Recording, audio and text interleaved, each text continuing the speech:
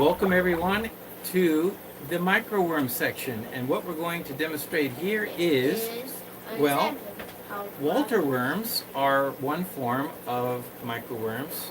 Regular microworms are another species of nematode, and banana worms are another species of nematode, and there are thousands and thousands of different species of nematode.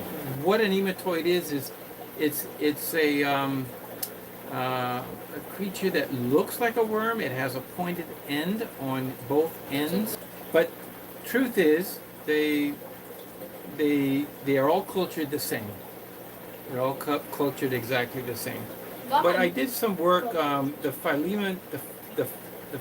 phylum of the group of species is called Nematoida, and so if I said that right, correct me if I'm wrong. And of course, they all eat the banana worms or the Walter worms or the microworms actually have about a 48% protein content.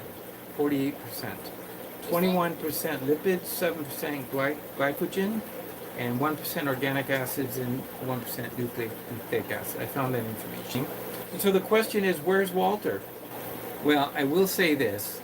The worms that were discovered or found, or it was after the name of the individual, and Walter was his last name.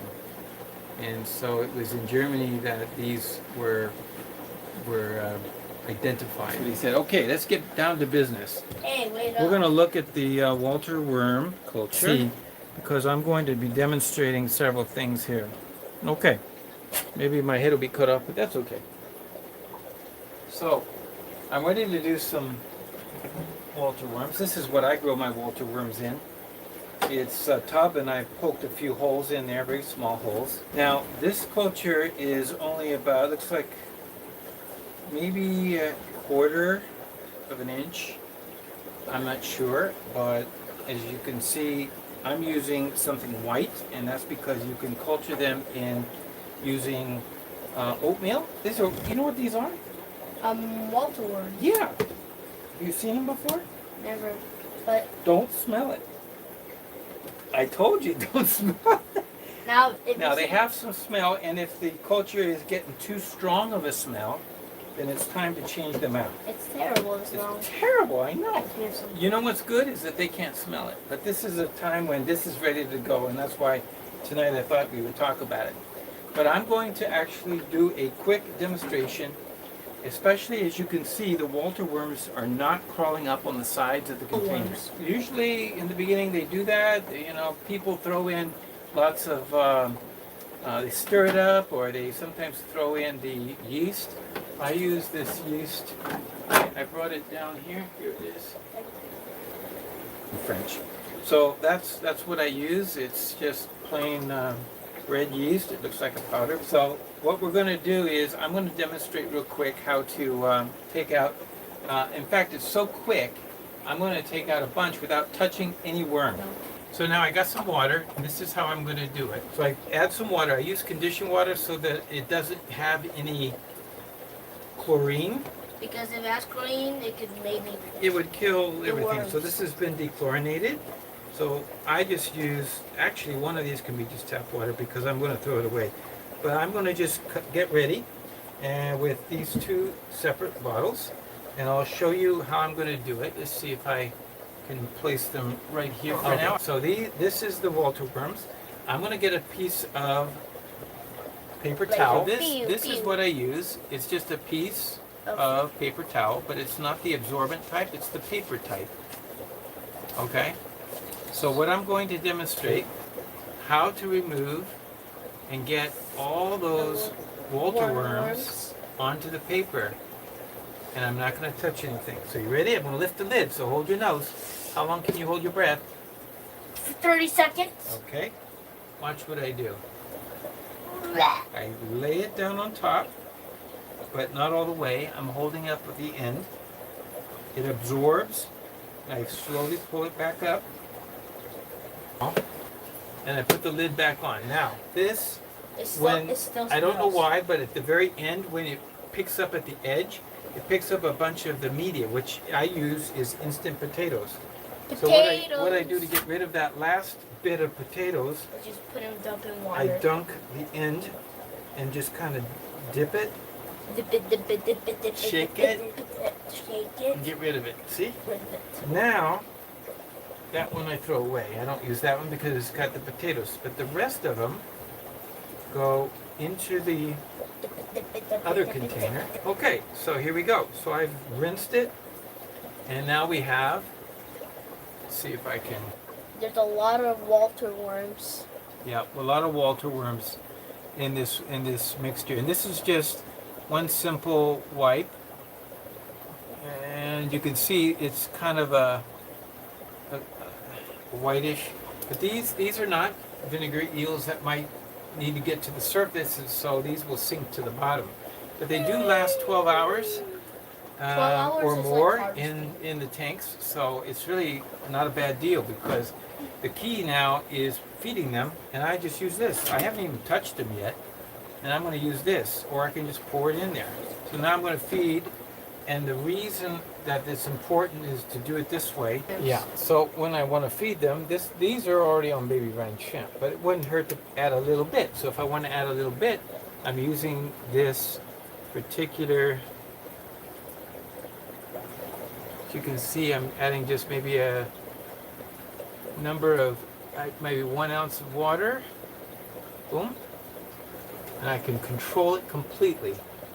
So one of the things that also I can do is I can add it to my, if you remember, I can just pour it in here. Now I've got worms floating around in here, and they're going to drip in. So now I'm going to just use this, and this is controlled so I don't get too much.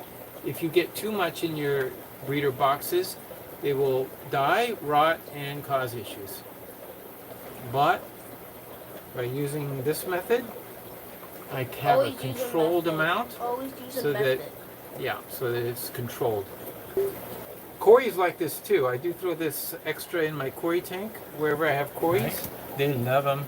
They like to dig around in the water and get koi. So, like for example, in this tank, I'm just going to lift the lid, pour some in. And these little fish, well, it's probably too small for a lot of these Danios, Cardinals, and Rams, but when the little worms get to the bottom of your tank and they're on top of the gravel and they're kind of wiggling around, those koris, I have some red laser koris in here. No, not red laser, orange laser. My orange laser, there's some right there. So now the question is, I need to start a new culture. Yep. That was quick, a quick feeding. And as you can see, using that method of using a piece of paper towel, it works very good. Now, it's time to change this out. So we're going to start a new batch. And I'm just going to start using one of these packets. It seems like I only have one packet. I might have another one somewhere, but I couldn't find it. But this is instant potatoes. I like to use this because it has the least amount of offensive odor. If you use the oatmeal, I have heard reports that they actually produce and do better in the oatmeal, but the odor is more offensive. So You mean the oatmeal? I think I get plenty. I don't think I need to use oatmeal because, as you can see, this with the least amount, it produces more than I'll ever, 1 billion times more than I'll ever use. This is the instant potatoes. Now you can even, some people say you can get this at the dollar store. You mean Dollarama? Yeah, I don't know, one of those places has it. You can get it at the grocery store. You buy a box, it has 3 packets. It's for making instant mashed potatoes. Smells like potato. Yeah, it's dried potatoes is what it is. But this is the one we're going to put the potatoes in. It's the empty one. So I'm just going to put the whole bag in there. Usually I use 1.5 of these, and then the next time another 1.5. But I only have the one, so we'll just use one tonight. Better. And then we add water. Now, how much water? It's funny because when you want to know how much water, you just put it in. For me, I'll just use like a measuring. Yeah, a measuring cup, but after you put it in, you don't know where the water goes, but it gets absorbed by the potatoes. You start stirring it, and then it gets dry. All that water I put in there just disappears. It looks It's like potatoes, right? yeah, it looks like potatoes. Actually, you just keep adding water until it has the consistency of mashed potatoes. So there's the consistency, but it's still lumpy. So I need to make it a little more smoother, so I just keep adding a little water. It's amazing, it just keeps absorbing. You don't want it soupy, you want it slightly on the dry side. You got one? Got a spoon. Okay, we got a spoon. Thank you, Mr. Z. So, using a spoon, I'm just gonna mix it in. That's it. And it looks like, actually, one packet was perfect. We got like a half inch, looks like almost a half inch grow in there. When this culture gets going, so now I have the potatoes. Okay, so here we go. I sprinkle. I'm just going to here. I usually use for my paramecia one of these scoops, 1/32. I use 3 of those of these in each one of those bottles, and then now I'm just going to demonstrate putting in some yeast.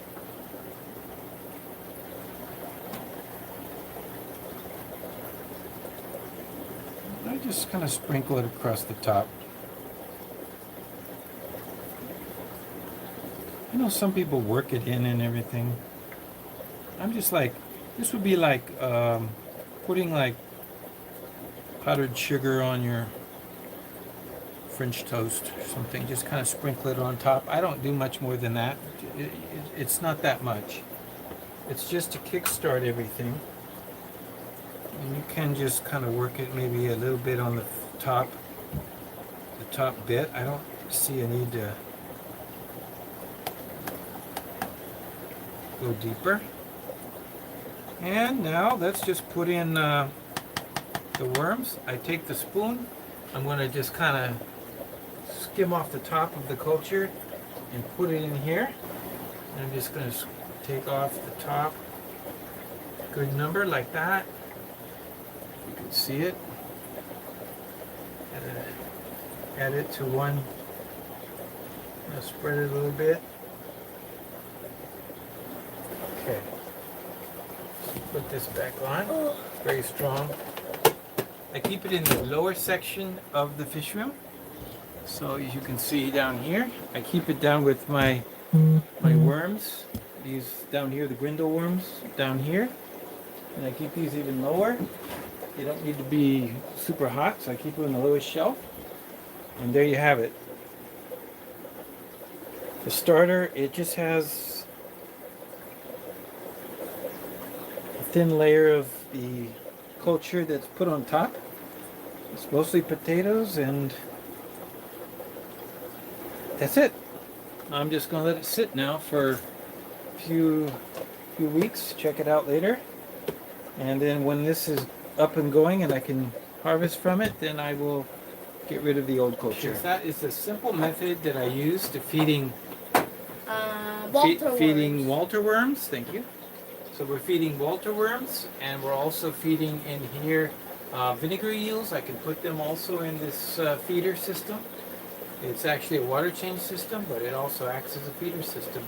Feeder system always works. Yeah, it's kind of nifty, huh?